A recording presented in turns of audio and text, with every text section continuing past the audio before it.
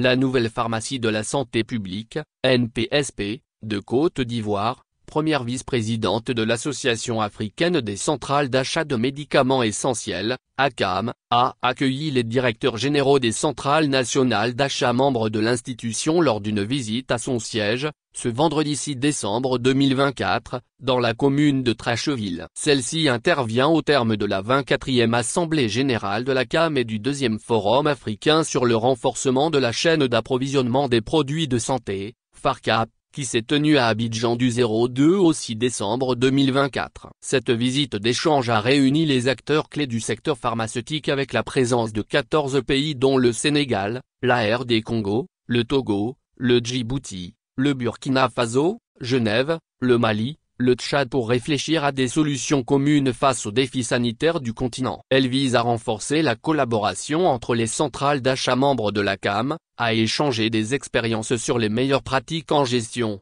distribution et digitalisation, et à discuter des défis communs tels que le financement, la logistique et l'assurance qualité. L'objectif est de garantir un accès durable et abordable à des médicaments essentiels de qualité pour les populations africaines. Le directeur général de la nouvelle PSP, Dr Kouyaté Ibrahim Daniel, a présenté les avancées de l'institution, notamment un système logistique moderne et des mécanismes innovants de distribution, visant à garantir la disponibilité continue de médicaments de qualité pour tous les Ivoiriens. Il a souhaité que ces échanges contribuent à renforcer les liens des institutions pharmaceutiques africaines, tout en soulignant la nécessité d'une action collective pour construire un système de santé résilient et équitable sur le continent. Comme l'a rappelé M.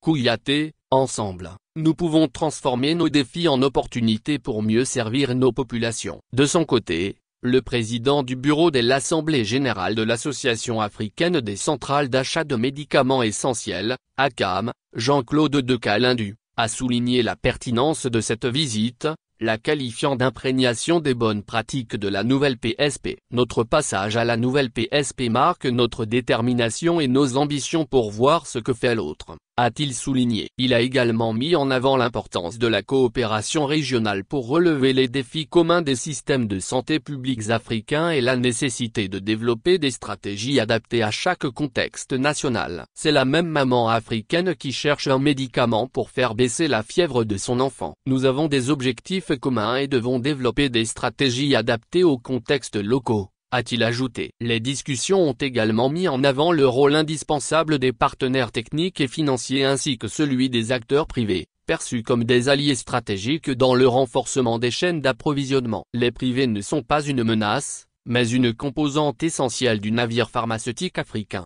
a affirmé le président de l'ACAM. Cette rencontre a permis de partager les réussites, d'échanger sur les innovations et de renforcer les liens entre les différents acteurs. Les participants ont réitéré leur ambition commune de bâtir une souveraineté pharmaceutique capable de répondre aux besoins des populations africaines.